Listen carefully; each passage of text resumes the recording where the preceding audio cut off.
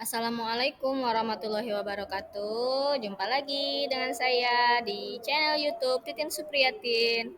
Oke, pada video kali ini saya akan membagikan tentang video mengenai aksi nyata modul 1.4 mengenai budaya positif. Oke, perkenalkan nama saya Titin Supriyatin SPDI, calon guru penggerak angkatan 10 Kota Batam dari SMP Negeri 4 Batam.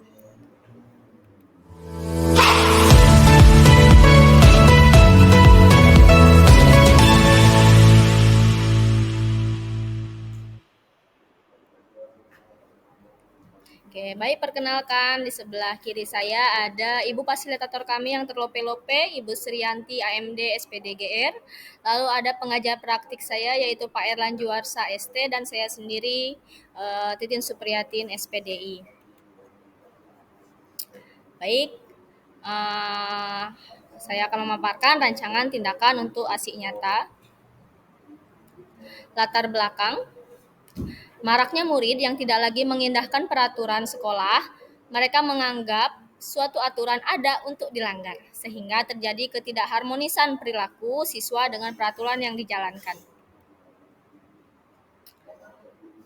Tujuan dari aksi nyata yang saya lakukan, yang pertama mewujudkan murid yang merdeka dan punya disiplin diri yang kuat. Yang kedua, menumbuhkan budaya positif di sekolah dengan meyakini nilai-nilai kebajikan universal.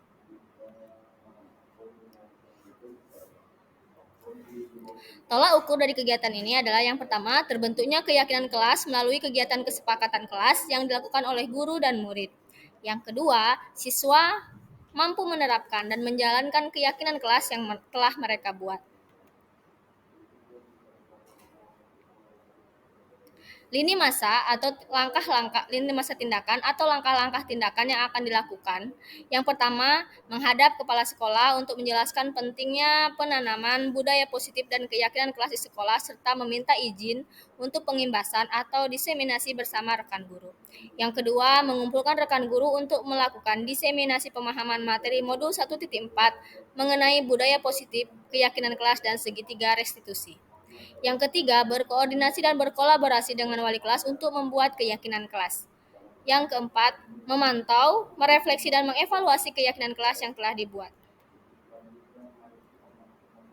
Dalam melaksanakan aksi nyata ini, dukungan yang dibutuhkan yang pertama, dukungan kepala sekolah, rekan guru, serta murid agar tindakan yang telah disusun dapat dilakukan secara lancar dan menyeluruh.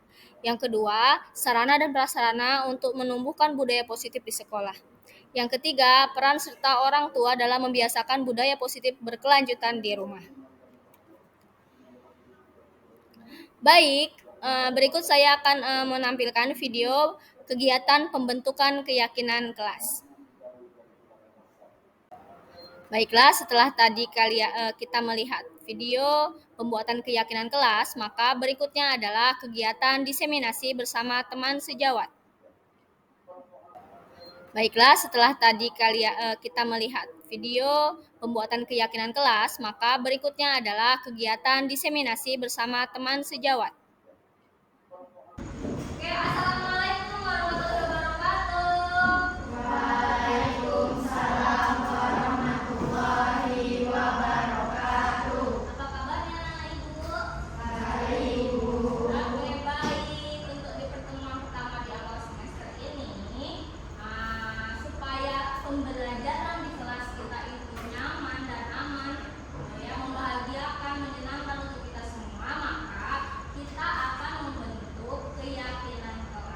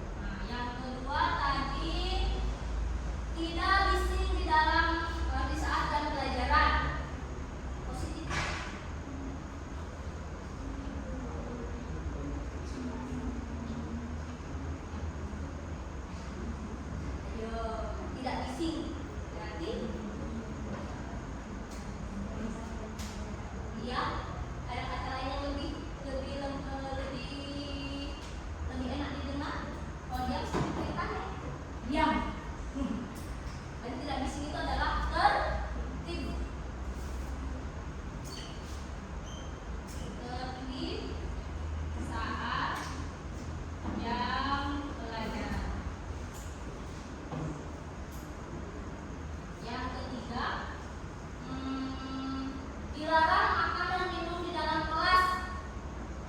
Apa hak kalimat positifnya? Apa?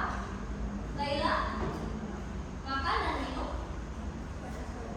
Iya, makan dan minum di jam istirahat. Jadi selain di jam istirahat tidak boleh makan dan minum.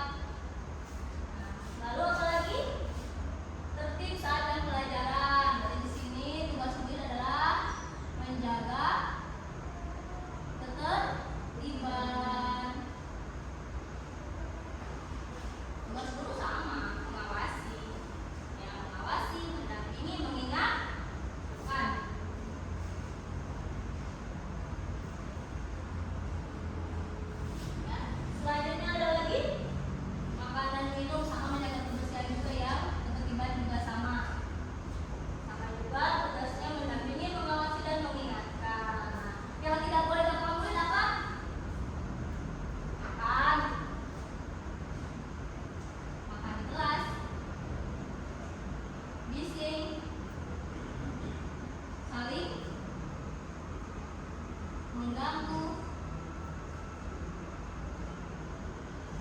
Ini dia yang tidak boleh dilakukan pembiarkan. Tidak boleh dilakukan keluar, Pak. Membiarkan.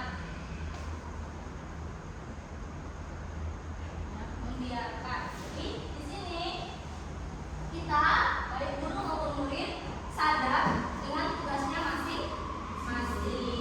Oke. Nah, dari serangkaian kegiatan ini kita sudah punya keyakinan kelas. Kita sudah punya keyakinan kelas berisi 4 poin penting. Ya, dengan ini nilai kebajikannya ada kebersihan, ketertiban, menghargai orang lain, dan terakhir disiplin.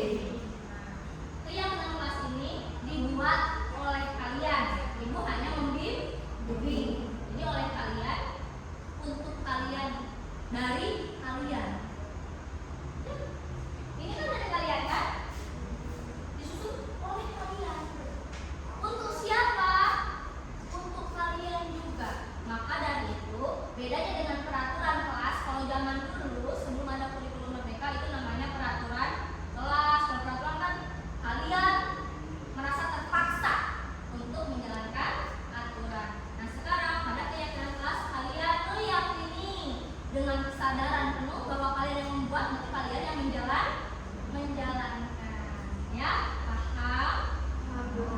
Sepakat kita keyakinan kelas kita ini? Oke, nanti silakan sekretaris dibuat dalam bentuk biasanya kita pakai styrofoam itu ya. Styrofoam ditulis besar-besar, mau dicetak, nanti dipajang di kelasnya. Ya. Namanya keyakinan itu dipajang kenapa? Biar tidak lupa. Oh iya, kita punya keyakinan kelas kita seperti ini loh. Jadi yang bila mana ada yang melanggar keyakinan kelas itu, kalian berembuk. Ya, misalkan tidak piket, kalian berembuk konsekuensinya seperti apa? Apakah mau denda? Ya, apakah mau dia suruh piket pulang di hari berikutnya?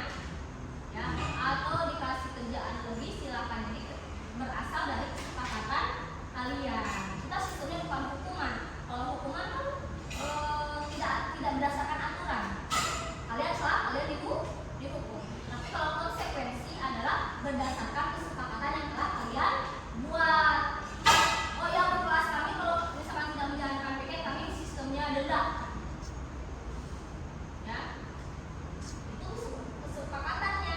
Ini kalau ada anak yang tidak piket, dia didenda, namanya konsekuensi karena sudah punya kesepakatan.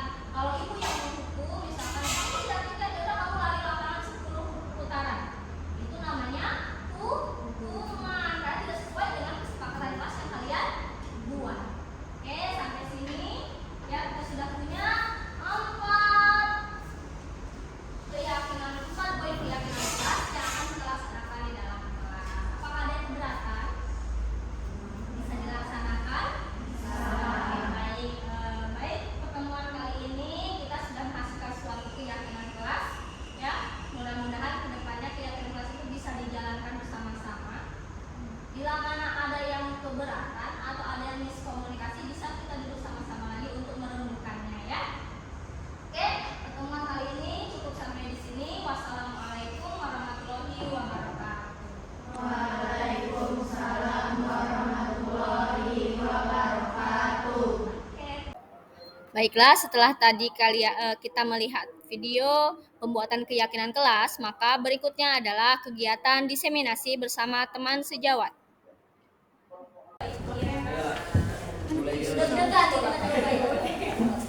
Bismillahirrahmanirrahim. Assalamualaikum warahmatullahi wabarakatuh. Waalaikumsalam warahmatullahi wabarakatuh. Segala puji dan syukur kita limpahkan kehadirat Allah Subhanahu wa taala yang atas karunia-Nya lah kita bisa menghadiri kegiatan ini dalam keadaan sehat walafiat. Sholawat serta salam kita limpahkan ke hadirat Nabi besar Muhammad SAW yang atas perjuangannya kita bisa berpindah ya dari alam penuh kegelapan ke dalam alam penuh ilmu pendidikan. Yang terhormat Bapak Kepala Sekolah SMP Negeri 4 Batang, Bapak Eki Gusri Firlianza. Yang kami hormati Bapak Ibu Wakil Kepala Sekolah, yang kami hormati Bapak Ibu rekan teman sejawat di SMP Negeri 4 Batam. Alhamdulillah pada kegiatan hari ini saya merepotkan Bapak Ibu. Saya mengganggu waktu Bapak Ibu. Kebetulan saya dalam modul 1.4 diharuskan melakukan diseminasi atau pengimbasan kepada rekan sejawat minimal 10 orang. Pada modul 1.4 ini kami membahas tentang disiplin positif. Saya berdiri di sini bukan untuk mengajari karena saya pun masih awam.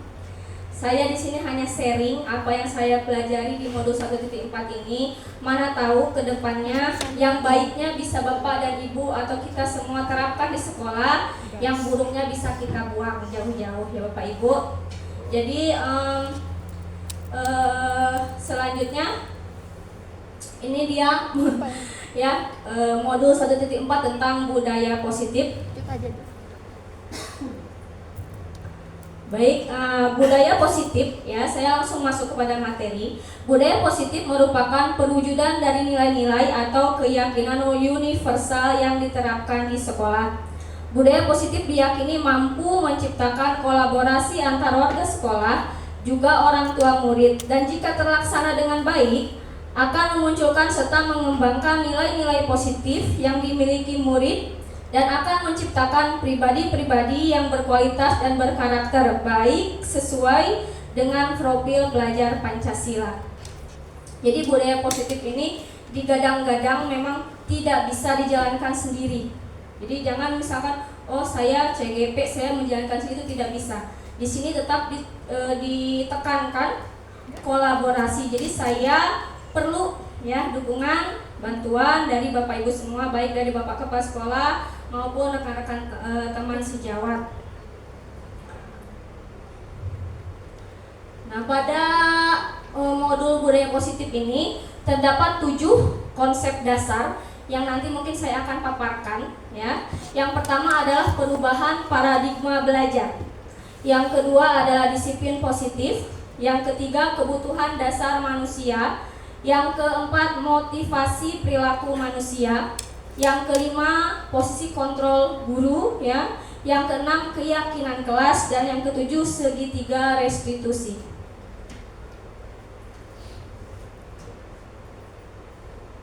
Baik, ini dia perubahan yang pertama, perubahan paradigma belajar. Jadi paradigma belajar kita ya sebelum ada kurikulum Merdeka ini adalah tentang stimulus respon paradigmanya atau sebab akibat ya. Nah, ini harus kita mulai beranjak berubah menjadi teori kontrol. Apa sih stimulus respon katanya kan? Nah, stimulus respon ini adalah paradigma atau pandangan kita terhadap dunia yang isinya mengenai apa yang kita perbuat atau adalah akibat dari apa yang orang lain perbuat ya. Nah, di ilusi ini, di paradigma ini ada beberapa ilusi katanya ya.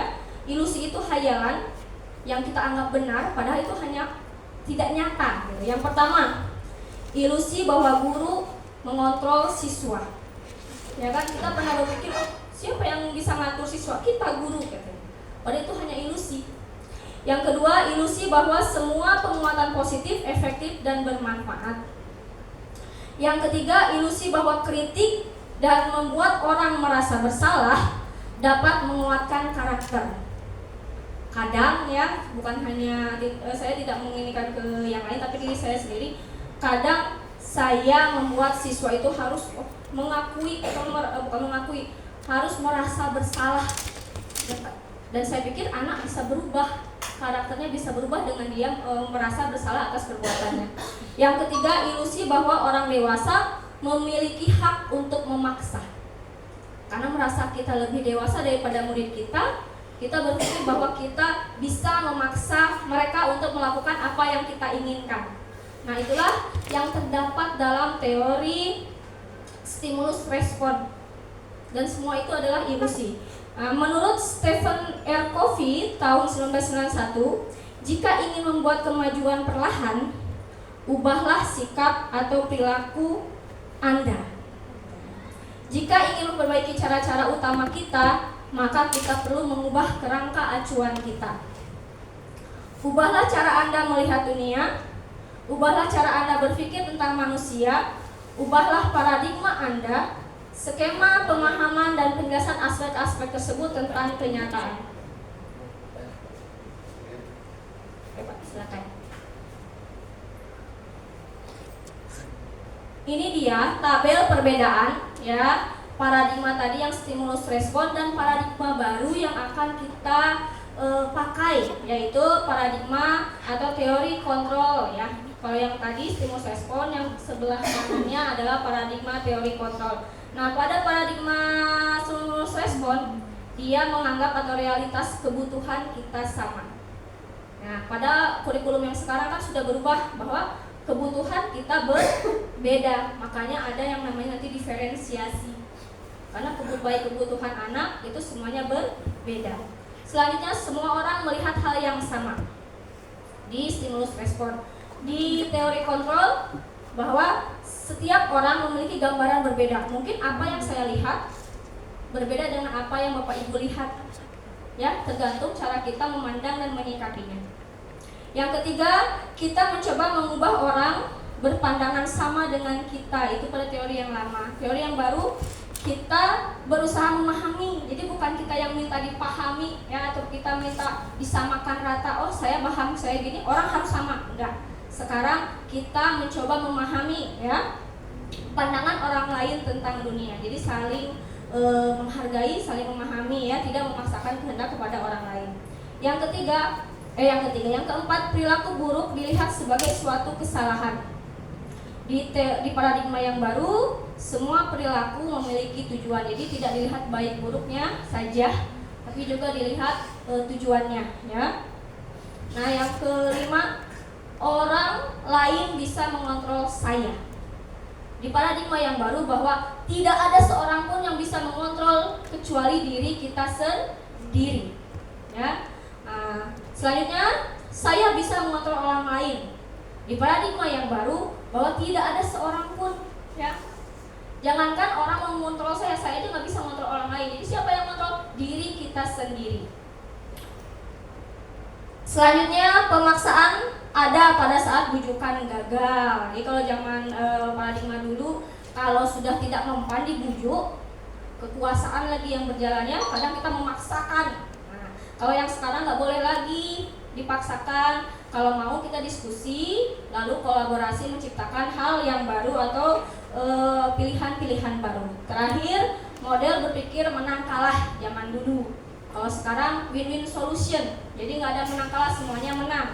Jadi kita mengambil keputusan enak di saya, enak juga di murid atau di yang lain, gitu kan? Jadi win-win, menang-menang. Oke, kita tinggalkan tadi pembukaan tentang perubahan paradigma. Di nomor 2 ini kita akan membahas tentang disiplin positif. Nah, boleh saya tanya Bapak Ibu, apa makna disiplin menurut pemikiran Bapak Ibu? Apa Bu? Disiplin? Mengikuti peraturan ya. Terus patuh aturan. Ada lagi? Saya juga berpikir seperti itu Bapak Ibu. Disiplin itu erat kaitannya dengan aturan, dengan taat. Ya, kalau disiplin waktu berarti dia taat atau tepat waktu. Nah, ternyata di modus 4 ini, di modus 1.4 ini sedikit dijabarkan tentang disiplin ya. Menurut Bapak Ki Hajar Dewantara, Bapak pendidikan kita, menyatakan bahwa untuk menciptakan siswa yang merdeka, maka syarat utamanya harus mempunyai disiplin yang kuat, yaitu disiplin diri yang berasal dari motivasi internal, dari dalam diri sendiri. Dan jika tidak mempunyai motivasi internal, maka diperlukan motivasi eksternal, orang lain ya, untuk mendisiplinkan dirinya. Nah, menurut teori Diana Gosen menyatakan bahwa kata disiplin berasal dari bahasa Latin yang isinya disiplina, yang berarti belajar. Ternyata disiplin itu bukan taat aturan, tapi artinya belajar ya. Kata disiplinnya juga berasal dari akar kata yang sama, yaitu disiple atau murid atau pengikut. Ya, berarti kaitannya dengan belajar, murid atau pengikut. Ya, Diana juga menyatakan bahwa disiplin juga berkonotasi dengan disiplin diri siswa. Disiplin diri dapat membuat seseorang menggali semua potensi dirinya untuk mencapai suatu tujuan, sesuatu yang dihargai dan bermakna. Ya, jadi ada pergeseran makna ya. Silakan masuk Ibu.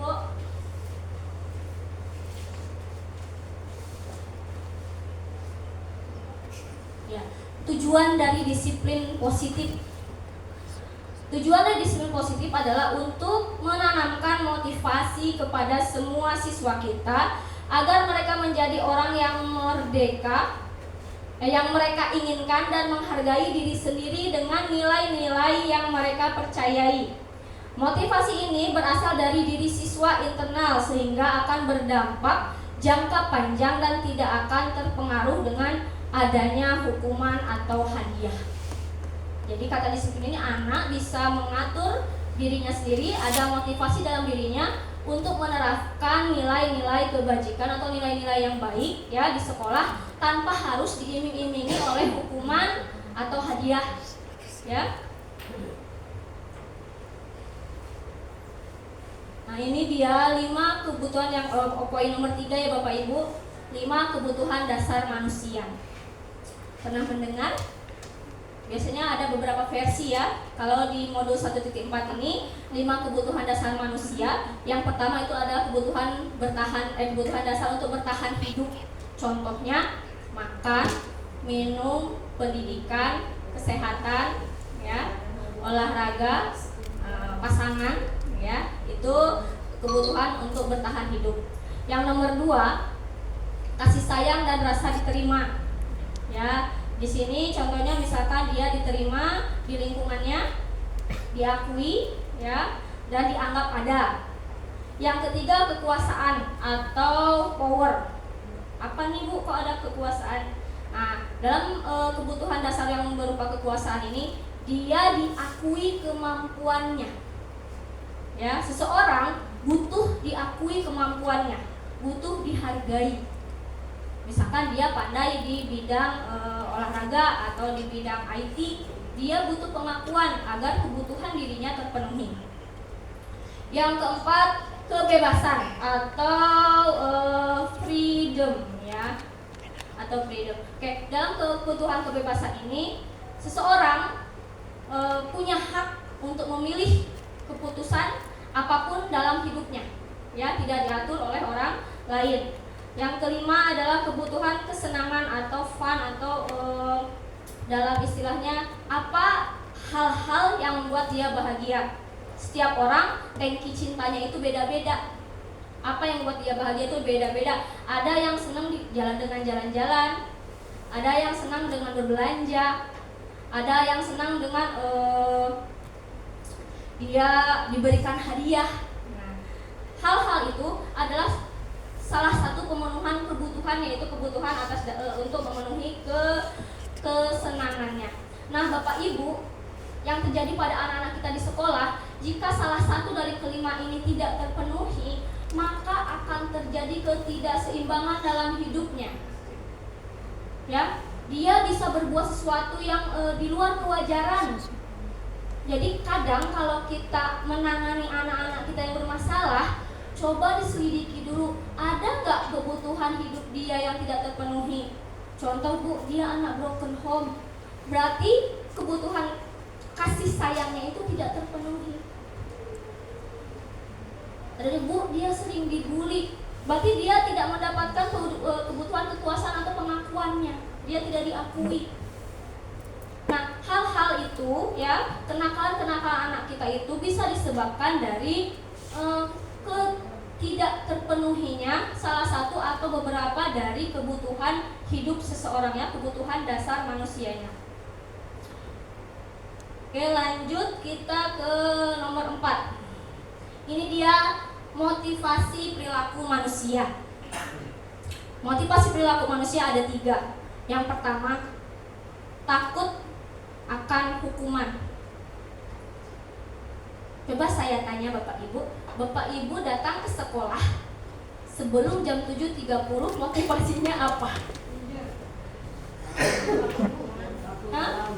Takut terlambat. Kenapa? Kalau terlambat memang ada kenapa, gitu kan? Nanti jelek, Bu, absensi sekolah jelek. Nanti kena kalau dia menu kena potong katanya kan?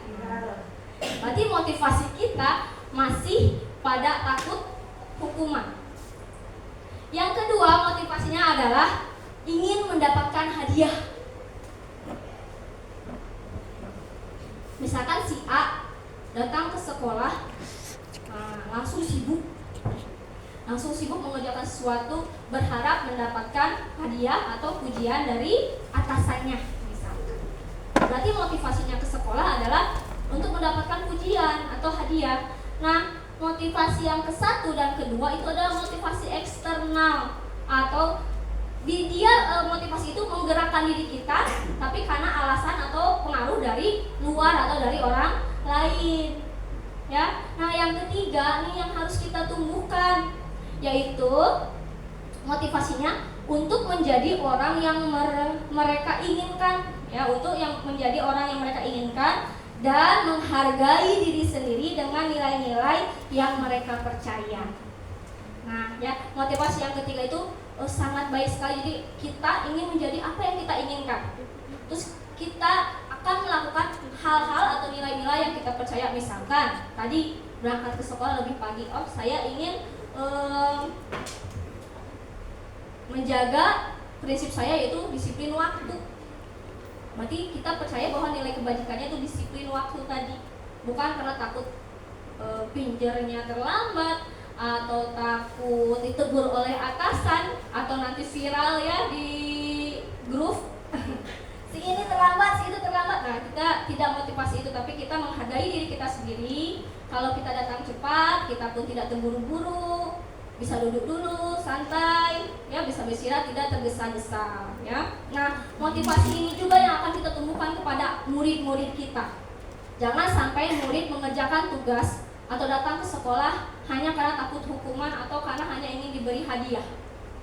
Ya, kita ingin menumbuhkan dalam diri murid-murid kita adalah motivasi yang ketiga, motivasi internal, ya, yang dia akan menghargai dirinya sendiri dan menjalankan nilai-nilai kebajikan yang dia yakini, ya.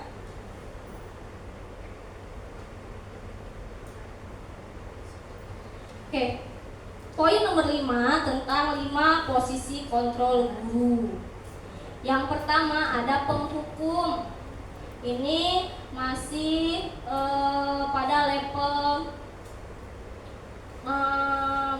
menjadikan murid kita memiliki identitas yang gagal. Ya, seseorang menghukum dapat menggunakan hukuman fisik dan verbal. Biasanya saya masih awal-awal tuh apa anak tak mengerjakan tugas saya hukum. Ya, jadi posisi saya itu kontrolnya masih sebagai penghukum. Selanjutnya yang kedua ada membuat orang merasa bersalah. Pada posisi ini biasanya guru akan bersuara lebih lembut, menggunakan keheningan yang membuat siswa menjadi tidak nyaman, bersalah atau rendah hati. Ya, nah, pada posisi kontrol ini seorang guru menjadikan siswa itu membuat siswa itu seolah-olah dia yang paling bersalah dalam suatu kejadian.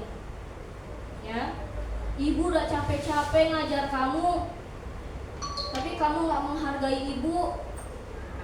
Biasanya bahasa seperti itu masih berarti posisi kita masih sebagai membuat orang untuk merasa bersalah. Yang ketiga ini sudah naik level, ya, yaitu posisi kontrol sebagai teman. Ya, dalam posisi ini guru tidak akan menyakiti murid, tetapi akan selalu berusaha mengontrol siswa melalui persuasi. Dan sini sudah naik, sudah agak lembut, kita tidak lagi menyalahkan anak, tapi kita sebagai teman. Cuma negatifnya kalau kita memposisikan diri kita sebagai teman, kadang anak lupa posisi dia. Ya, dia lebih sok akrab, lebih sepele sama kita karena dianggapnya kita tenang aja sama ibu ini enak kok. Ya. Nomor 4, pemonitor atau pemantau. Posisi pemantau berdasarkan peraturan-peraturan yang konsekuensi dengan memisahkan hubungan pribadi. Sudah naik dari teman kita ke pemantau, kita mendampingi, menuntun anak ya agar bisa berjalan sesuai dengan nilai-nilai kebajikan yang berlaku. Yang terakhir ini cita-cita. Cita-cita saya, mungkin cita-cita ibu semua juga adalah sebagai manajer. Ini posisi kontrol yang paling tinggi ya yang dilakukan oleh guru kepada muridnya. Dalam posisi manajer, nggak tahu lah manajer kan, dia mengatur. Selain mengatur, dia juga mengarahkan anak, ya. Dia tidak kasarnya bengkelnya lah, ya. Kalau sudah jadi manajer, dia jadi bengkelnya anak-anak.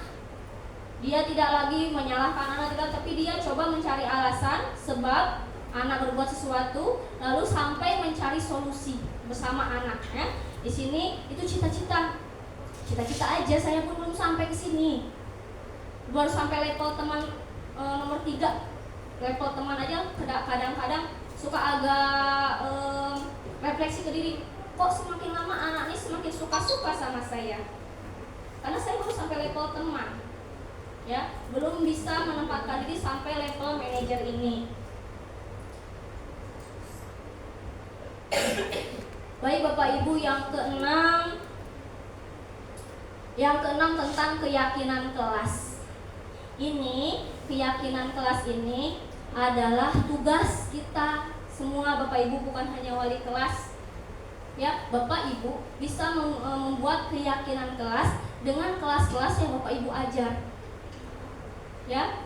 Nah, keyakinan kelas merupakan nilai-nilai kebaikan atau prinsip-prinsip yang disepakati secara universal. Orang akan lebih bersemangat atau tergerak untuk melaksanakan keyakinannya daripada hanya mengikuti aturan.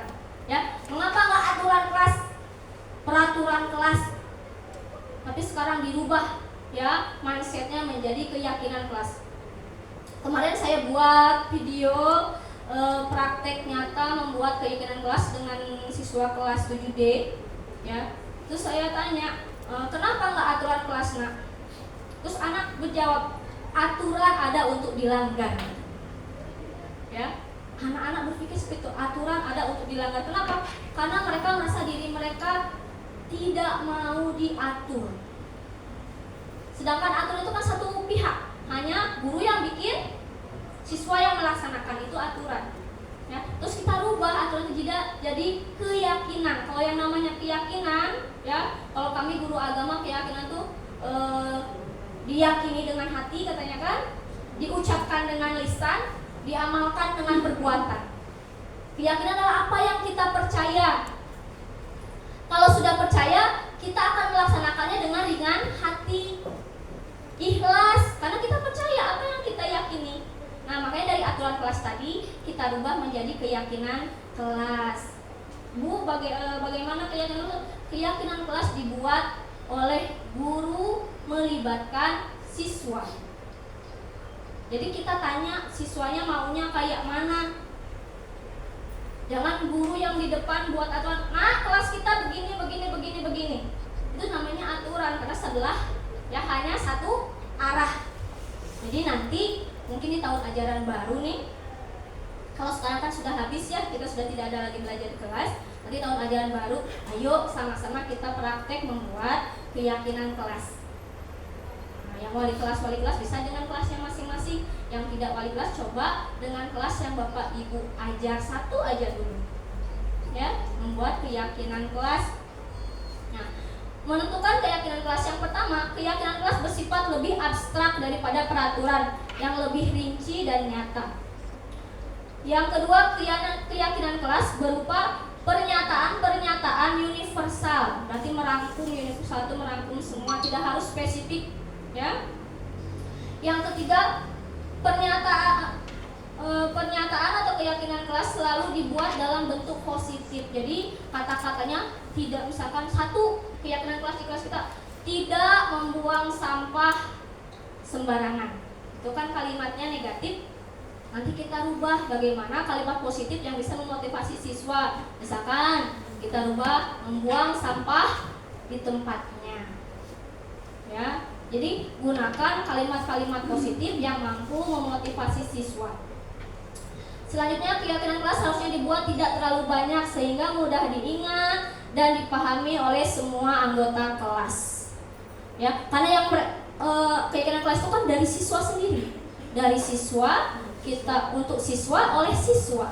Jadi harus tidak terlalu banyak, 1 atau 1, 2, 3. Biasanya saya buat 3 aja atau 4 yang merangkum semua, ya. Terus kalimatnya positif dan bisa menggugah, ya, kesadaran siswa untuk melaksanakannya. Percuma kita bikin 1 sampai 20 kalau pada prakteknya, ya, anak tidak ada kemauan untuk menjalankannya. Banyak ditempel 1 sampai 20. Nanti baru 1 minggu atau 2 minggu belajar, banyak kaduan-kaduan. Bu, si ini nggak piket, si ini nggak mau menjalankan ini. Bu, anak-anak nggak nurut, saya ini kan. Berarti keyakinan kelasnya bukan keyakinan, baru peraturan, ya, tidak diyakini secara bersama-sama. Semua anggota kelas hendaknya ikut berkontribusi dalam pembuatan keyakinan kelas melalui kegiatan curah pendapat. Ya, kayak kemarin saya coba itu dengan saya baca stick note ke anak-anak. Coba anak-anak ibu tulis kelas seperti apa yang kalian inginkan.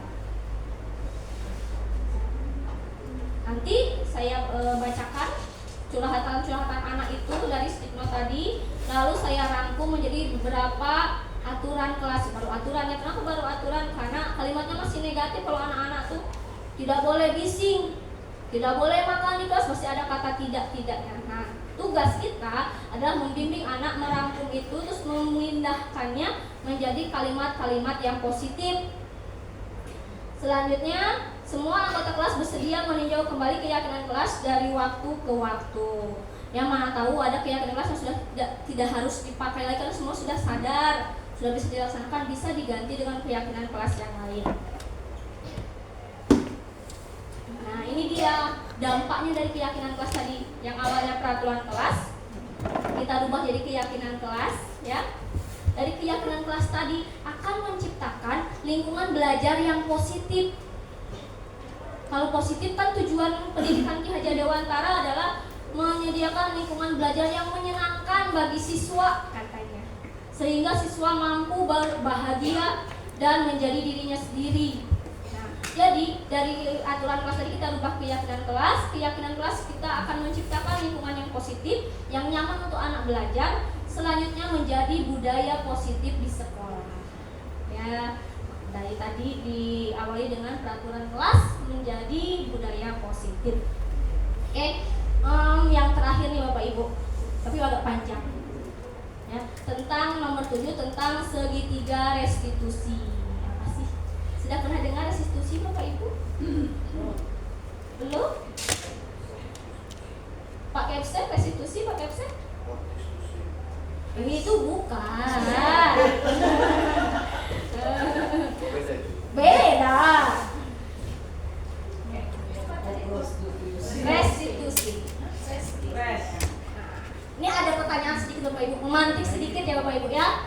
Apa yang Bapak Ibu guru lakukan jika ada murid yang berbuat kesalahan atau melanggar aturan kelas lah misalkan, atau aturan sanksi, terus menegur, terus menasehati, terus ada lagi memarahi, berarti menghukum, ya. Ya, beda guru beda ya kan responnya. Mencontohkan yang baik. Dikembalikan ke orang tuanya. Wah, udah sampai mengembalikan kepada orang tua ya Pak. Memberi pengertian. Itu kan janji itu, kembalikan aku ke orang tua. Asik. Itu lagu Pak. Oke. Aduh, ini salah, belum dirubah personal skill-nya. Nah, biasanya ya, kalau ada anak yang berbuat kesalahan, ya, yang pertama ada hukuman. Biasanya hukuman. Bagi saya aja yang awam itu kadang kalau anak bikin salah menghukum hobinya, ya. Pemerintah menghukum. Iya, menghukum katanya. Iya. Nah, ternyata Bapak Ibu, hukuman ini adalah tinggalkan. Iya, tidak boleh lagi kita menghukum anak. Iya. Diganti apa ya? Iya. Nah, hukuman ini kenapa harus ditinggalkan? Karena menyebabkan si murid mendapatkan identitas diri yang gagal. Gagal maksudnya gimana? Dia akan kehilangan rasa percaya dirinya. Mungkin saat kita menghukum anak itu, misalkan kamu tidak mengerjakan PR, berdiri di depan, ya, sambil angkat kakinya dia. Bagaimana perasaan murid saat diberikan hukuman seperti itu? Malu. Atau enggak, kalau anak sekarang katanya kamu keluar, belajar di luar. Kalau mengerjakan PR, senang dia. Apakah merubah atau memperbaiki kesalahan mereka? Tidak. Ya. Buktinya BP itu udah berhasil. Buktinya pertemuan selanjutnya dia kayak gitu lagi. Tidak berubah, hukuman itu hanya saat itu aja. Dia bikin malu, bikin marah saat itu aja. Sudah tidak berjumpa muka kita, sudah tidak ingat lagi dia tentang kesalahannya. Sebaiknya harus kan digendong-gendong. Nah, dicimang-cimang. Oke, yang kedua ada konsekuensi. Ya, kita bahas semuanya. Yang ketiga restitusi. Oke, kita bahas satu-satu nih. Hukuman bersifat tiba-tiba atau tidak terencana. Siswa tidak tahu apa yang akan terjadi dan tidak dilibatkan. Di samping itu, hukuman hanya bersifat satu arah dari guru saja. Ya. Yang memberikan dan siswa hanya menerima hukuman tersebut tanpa suatu diskusi atau arahan dari guru, baik sebelum atau sesudahnya. Hukuman berupa fisik maupun verbal akan membuat siswa tersakiti. Nah, inilah hukuman. Makanya hukuman ini katanya nggak boleh lagi. Dia cuma satu arah. Terus tidak terencana, biasanya bukan berdasarkan aturan ya Bapak Ibu ya. Biasanya hukuman itu kayak tadi, nggak mengerjakan tugas, dia suruh keluar atau suruh berdiri.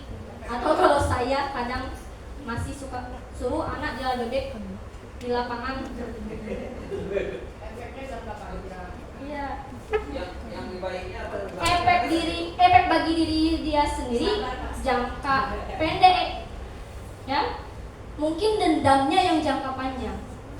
Gara-gara mungkin saya hukum tadi jalan bebek di lapangan 3 putaran itu, benci kali saya sama Bu Titin. Iya, saya masih awal. Apa harus dilakukan? Coba. Oke, nanti kita bahas ya Pak ya. Penasaran saya. Iya, ada jawabannya di sini. Karena apapun kok nggak pernah berlaku gitu. Iya. Lanjut. Tadi yang pertama tadi tentang hukuman, yang kedua konsekuensi. Beda konsekuensi dengan hukuman. Kalau konsekuensi dia adalah hasil dari kesepakatan, berarti ada aturan yang disepakati. Ya. Kalau tadi hukuman kan tidak ada aturannya. Dia mendadak aja, anak berbuat salah saat itu juga guru menghukum. Keputusannya di kita di guru. Saya yang menghukum kamu, kamu yang menjalankan. Nah, tapi kalau konsekuensi, anak sadar dan tahu, ya, karena konsekuensi adalah hasil dari kesepakatan dan dia tahu apa akibat kalau dia tidak melakukan sesuatu atau melanggar sesuatu, ya. Nah, konsekuensi merupakan suatu tindakan yang diberikan sebagai akibat dari perilaku yang tidak sesuai dengan norma yang berlaku di masyarakat. Konsekuensi dapat memberikan pilihan-pilihan jalan keluar kepada pelanggar dan membantu belajar jika mereka telah membuat pilihan yang salah dan terdorong untuk bisa berperilaku lebih baik di masa mendatang. Ternyata Bu Titin, Iya Pak? karena dibuat kesepakatan, apabila Anda tidak buat PR, maka Anda tidak boleh masuk pada dunia. Ternyata setelah dilakukan ini didikan. Diulang, apa kata kalian ya? Berarti Pak, akar masalahnya tidak dapat. Kesepakatan itu tetap ada jalannya. Iya, akar masalahnya masih tidak dapat ya.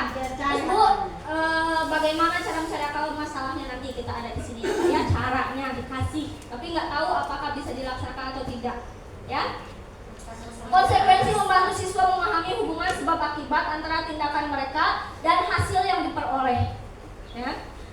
Hal ini mengajarkan siswa untuk bertanggung jawab atas tindakan mereka sendiri dan memahami dampaknya. Dengan memahami konsekuensi dari setiap tindakan, siswa dapat belajar membuat keputusan yang lebih baik di masa depan. Nah, ini konsekuensi. Jadi kalau tadi hukuman kan tidak ada dampak bagi anak, hanya rasa capek kalau fisik, ya. Kalau psikis rasa sakit hati. Nah, ditawarkan solusinya lewat tadi konsekuensi. Kalau konsekuensi hasil dari kesepakatan. Ya, jadi Bapak Ibu boleh nanti bikin kesepakatan kelas dulu, keyakinan kelas sama anaknya. Kalau tidak mengerjakan pelajaran Bapak tadi kayak kata Pak ini, hukum konsekuensinya ini ya nak ya. Kalau sepakat bisa dilaksanakan. Tapi kata Bapak, tapi selanjutnya masih kayak gitu juga. Nah ini dia Bu, diajarin di modul 1.4 ini dikasih solusi apa? Restitusi sebagai sebuah cara menanamkan disiplin positif pada siswa. Tadi disiplin positif itu erat kaitannya dengan motivasi internal. Jadi tugas kita sekarang sebagai guru adalah menumbuhkan motivasi internal tadi. Karena kalau bagaimanapun kita ingin mengubah siswa, kalau dia tidak ada motivasi internal dari dalam dirinya sendiri, ya kayak kata Pak Saprial tadi, gitu lagi. Ya.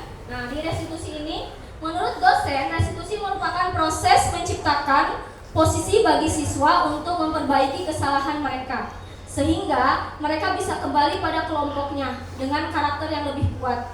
Restitusi dapat membantu siswa menjadi lebih mempunyai tujuan, disiplin positif, dan memulihkan dirinya ketika berbuat kesalahan. Restitusi menguntungkan korban dan si pembuat salah atau win-win solution tadi.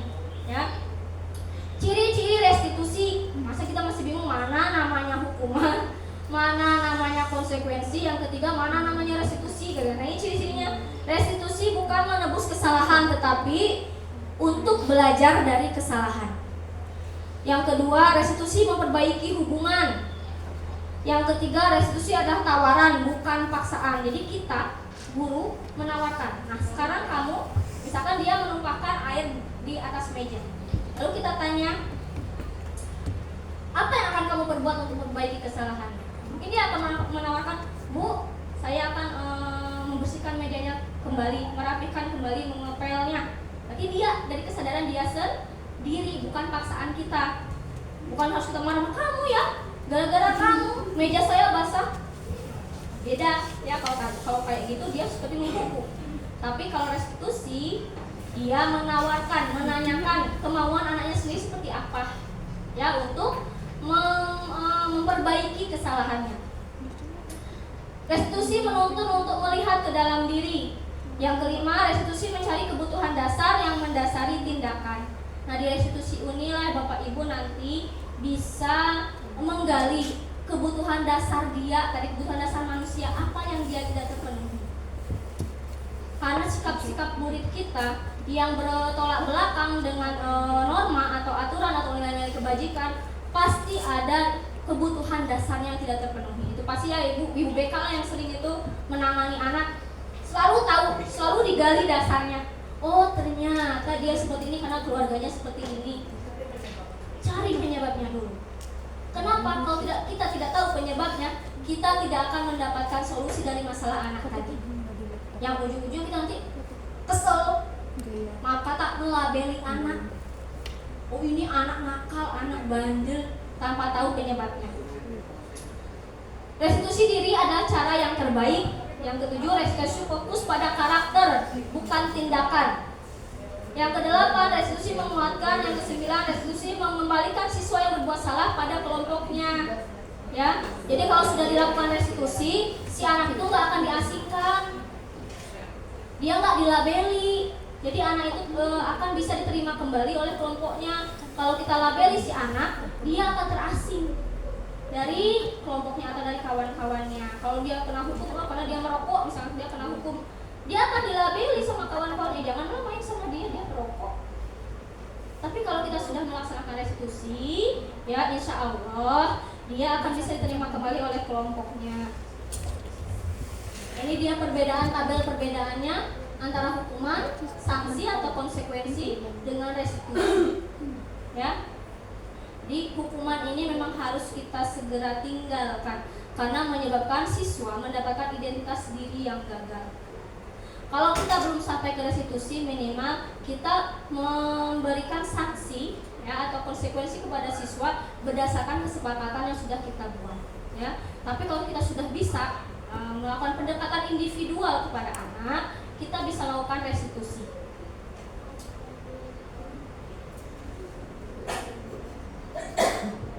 Ini dia segitiga restitusi. Jadi restitusi itu nggak kayak tadi, kalau hukuman kan langsung dikasih, konsekuensi juga kan aturannya begini, berarti akibatnya seperti itu kalau konsekuensi. Nah kalau restitusi dia ada 3 langkah segitiga restitusi. Yang pertama adalah menstabilkan identitas. Pada langkah pertama segitiga restitusi, kita bisa memberikan menstabilkan identitas siswa dulu, ya. Di sini si guru bisa memberikan motivasi pada anak bahwa semua manusia tidak pernah luput dari kesalahan. Jadi biar anak tuh nggak rendah diri, nggak ciut dia, udah salah tuh ciut. Ya, jadi di sini guru memotivasi siswa bahwa semua orang bisa melakukan kesalahan, tidak ada orang yang luput dari kesalahan. Langkah kedua adalah validasi tindakan yang salah. Sudah kita motivasi, baru kita ajak anak untuk menyadari kesalahannya. Ya, ada contohnya di sini. Adakah cara yang lebih efektif untuk mendapatkan apa yang kamu butuhkan? Gitu kan? Kok kamu berbuat seperti itu? Apakah tidak ada cara lain? Nah, pada tahap kedua tentang validasi tindakan yang salah. Terakhir, langkah ketiganya adalah menanyakan keyakinan. Bukan agamamu apa, bukan ya. Keyakinan di sini adalah apa yang dia percaya tentang apa yang dia perbuat. Betul nggak yang kamu perbuat? Kalau salah, apa yang kamu yakini dari kesalahan itu? Ya, keyakinan kelas apa yang telah kamu buat atau telah kamu sepakati? Kamu melanggarnya, berarti kamu harus memperbaikinya. Ya, kamu ingin menjadi orang yang seperti apa? Di 3 langkah restitusi ini bisa kita terapkan untuk menangani masalah-masalah murid kita. Saya yakin baik Bapak Ibu wali kelas ataupun hanya guru mapel, mungkin dalam pelaksanaan pembelajaran pasti mengalami yang namanya bermasalah atau menemukan anak yang bermasalah. Nah, 3 tahapan restitusi, segitiga restitusi ini bisa diterapkan walaupun tidak ada jaminan Bapak Ibu anak akan langsung berubah. Kalau sudah kita terapkan segitiga restitusi ini, anak langsung berubah itu nggak ada jaminan. Kenapa? Kembali ke aturan tadi bahwa tidak ada yang bisa mengatur dirinya, ya, kecuali diri dia sendiri. Tidak bisa mengubah. Dalam Al-Quran saja dari surat Ar-Ra'd ayat 11 disebutkan Allah tidak akan mengubah keadaan suatu kaum kecuali kaum itu sendiri. Iya. Nah, tugas guru tadi adalah mengarahkan, terus tujuannya menumbuhkan motivasi interna. Oke, baik, sampai sini Bapak Ibu, apakah ada yang mau ditanyakan? Minum dulu boleh Bapak Ibu. Curhat Pak Sabini. Nah, aku nanya itu malah apa nih kata dulu itu curhat. Iya. Kalau sudah teori dari dulu deh, lagi pulang model. Memang manis sekali rasanya. Apa aja model. Tapi kalau ketemu prakteknya kenapa gitu ya? Iya Pak, betul. Jadi kalau punya politik seluruh banyaknya hebat-hebatnya yang dijelaskan gitu kan, sangat manis bunyinya. Nah, kita pingin nggak usah terlalu banyak apa yang simpulannya harus kita lakukan sehingga kita belajar itu sedikit mendapat keberhasilan gitu dia sudah. Iya. Sedikit rangkuman dari tadi ya, intinya apa? Kita sebagai guru harus mengenal murid kita. Gak bisa lagi kita ngajar tutup mata, mau si A, si B, si C jungkir balik ke sekolah. Kita harus mengenali dia Pak, karakter dia, sifat dia, terus gaya belajar dia, kebutuhan belajarnya seperti apa. Sampai segitunya Pak, Bu, tujuan pendidikan kita sekarang, ya. Kalau begini ceritanya nih, maunya saya tuh makarim pendidik kita ngomong nih. Kalau itu Pak minta tuntut dari gaji supaya lebih positif. Jelas ya, Bude. Kenapa memang kerjaan guru jadi lebih ini? Anak sendirinya kan perhatikan ini anak orang. Betul Pak.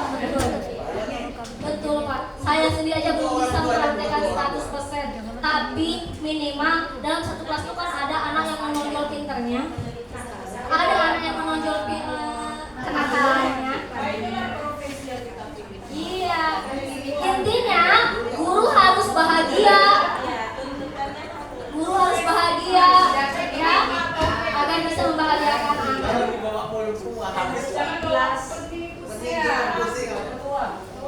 Dan kata Ki Hajar Dewantara, seorang guru mengajar harus memperhatikan kodrat alam dan kodrat zaman dari murid-murid kita.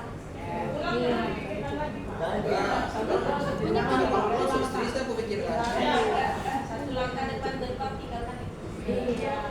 Jangan dibikin stres. Jauhan. Santai aja, Pak.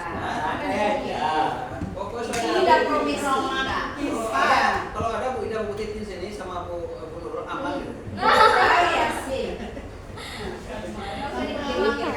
Intinya yang penting Bapak mengajar bahagia. Ah, jelas. Harus bahagia, Pak. Iya.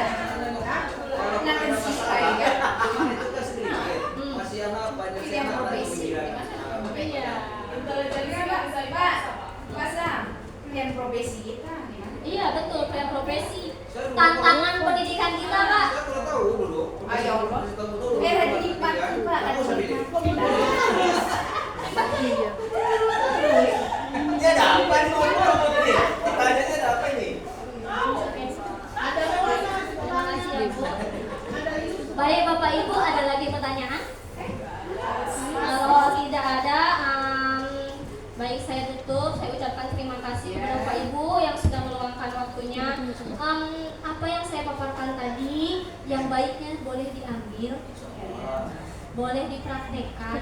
Kalau memang masih ada rasa penasaran, boleh nanti kita diskusikan, ya. Terus ya chatting ke nomor di bawah ini. Boleh kasih berbeda Ya, kalau misalkan ada pertanyaan yang nanti kedepannya tidak bisa saya jawab, mungkin saya akan diskusikan dengan pengajar praktik saya atau fasilitator saya. Ya, Usul kriteria. boleh Pak. Dari apa tadi yang begitu. Itu kan menjelang gambarnya. Ibu adalah lengkap jadi harus lakukan seorang guru. Lek kata di sana Oke, berarti Bapak, dari 10 itu masih bisa dua lakukan. berarti nanti nih PR kita adalah yang pertama, Pak Satrio, berarti PR yang pertama yang harus kita praktekkan dulu, berarti sebelum kita ngurusin anak, kita buat dulu keyakinan kelas. Itulah satu itu. Iya, keyakinan kelas. Yang berpentingan intisarinya lah. Intisarinya keyakinan kelas tadi, karena dasarnya nih dari keyakinan kelas tadi kita mulai mengenal anak. Ya. Bapak Ibu yang ingin mencoba atau dengan seperti ini lebih berhasil mengajar, nah inilah kita coba langkah-langkahnya. Kalau saya pribadi Pak tidak bisa mengajar ya Bapak Ibu. Oh, cara ngajar yang benar begini. Itu nggak ada Pak. Berdasarkan yang kita jelaskan Iya. di sini tadi itu bukan nggak ada yang ngomong ini bukan ya. Iya. Kita jelaskan itu dari situ dasarnya apa aja. Boleh nanti kita praktek bikin keyakinan kelas. Mana tahu nanti bisa ibu praktekkan ulang ke kelasnya masing-masing ya Bapak Ibu di kesempatan selanjutnya. Iya. Oke.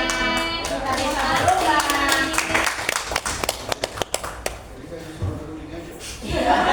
Baiklah Bapak Ibu, mungkin ada sepatah dua kata-kata yang akan disampaikan sedikit mungkin ya dari Bapak Kepala Sekolah kita, penguatan atas apa yang sudah saya sampaikan. Sudah Pak? Mau pakai itu pakai itu. Bergerak pegang mic dari tadi Pak. Kesimpulannya. Mas, bawahnya bergerak. Oke. Baik, bismillahirrahmanirrahim. Assalamualaikum warahmatullahi wabarakatuh. Terima kasih Bu Titin yang sudah menularkan ilmunya. Karena juga saya sedang belajar mengikuti Bu Titin. Sedang kemarin ada pembukaan, mungkin minggu depan sama BGP-nya. Jadi sebetulnya yang kemarin itu yang disampaikan Bu Titin, pernah saya tanyakan juga sama Pak Saf itu, kalau di kelas itu ada 40 siswa, jadi 40 siswa, 2 siswa yang istilahnya tidak naik kelas atau tinggal kelas atau gagal. Kira-kira guru itu gagal atau berhasil, tapi 38-nya naik kelas, tapi 2 yang tinggal. Kira-kira gurunya gagal atau berhasil? Hah? Secara persentase pasar keberhasilan. Hah? Berhasil ya? Pasal? Berhasil. Terus berhasil atau gagal? Berhasil ya? Kalau menurut Bu Lisda berhasil atau gagal? Iya. Kalau menurut guru BK berhasil atau gagal? Iya. Gagal. Kenapa gagal? Kita tanya guru BK ini. Kenapa gagal? Kalau presentasi oke lah, Bu Lisda ya. Kalau menurut guru BK kenapa gagal dua itu? Iya.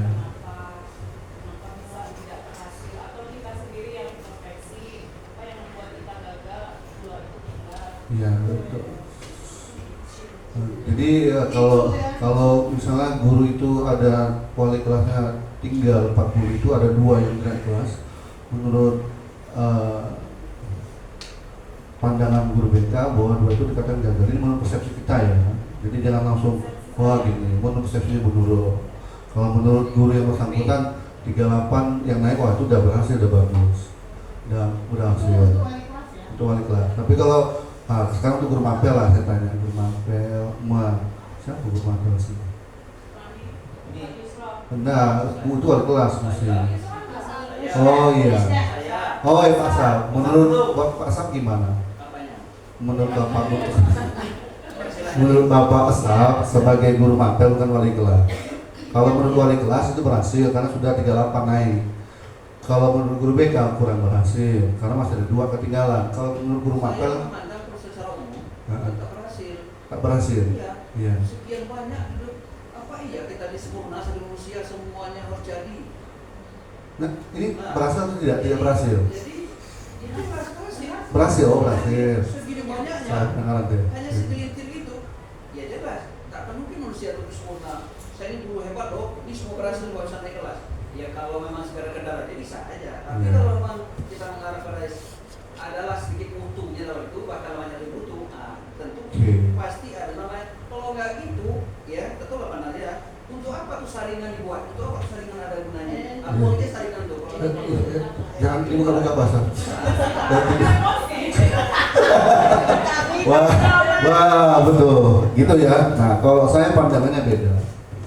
Antara berhasil dan tidak berhasil itu hanya sebuah angka sebetulnya. Tapi kita lihat dulu di tengahnya itu ada prosesnya di situ. Itu yang kita lihat.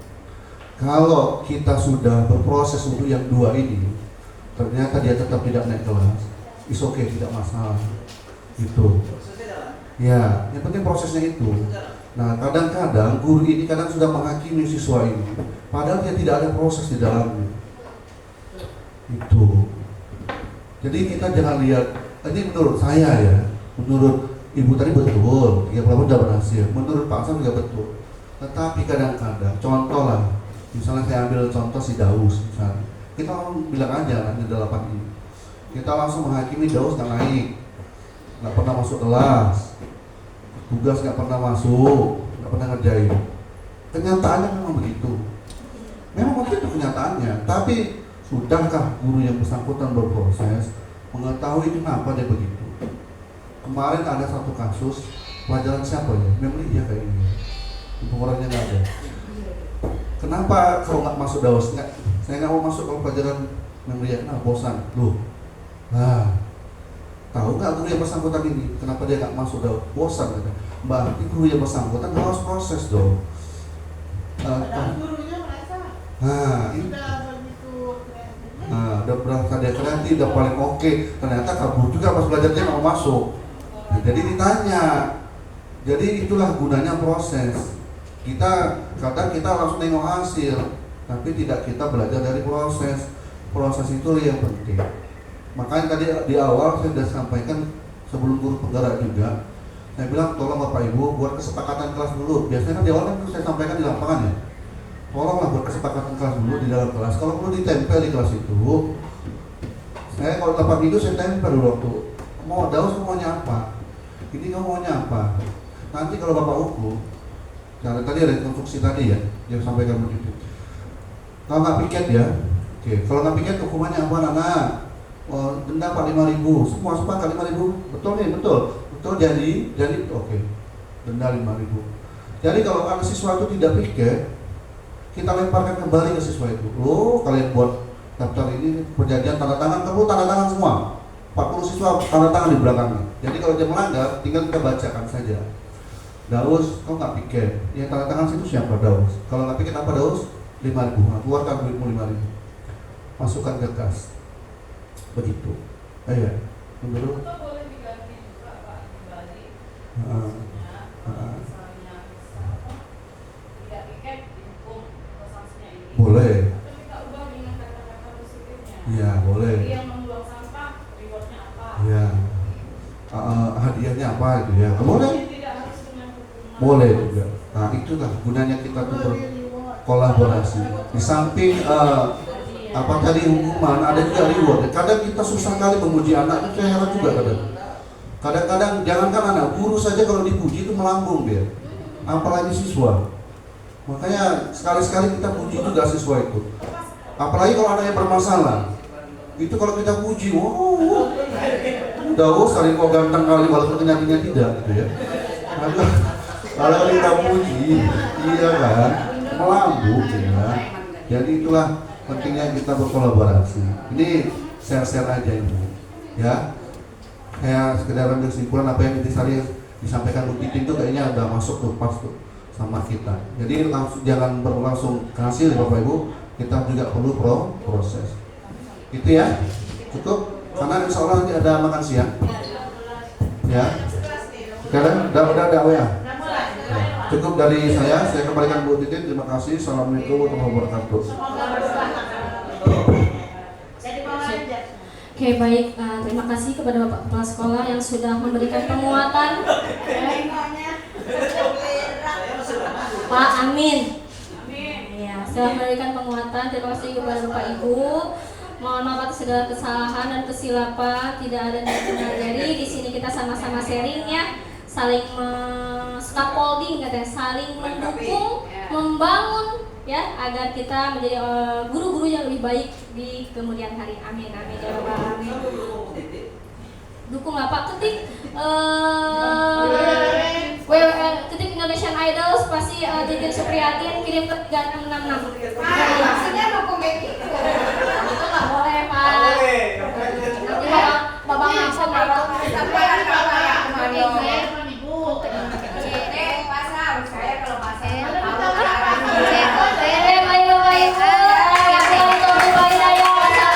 Assalamualaikum warahmatullahi wabarakatuh.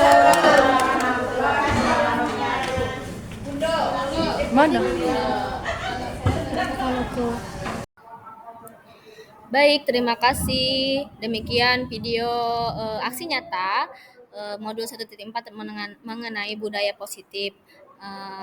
Terima kasih. Sehat-sehat selalu, selalu bahagia. Guru penggerak, tergerak, bergerak, menggerakkan. Lampiran video PPT diseminasi.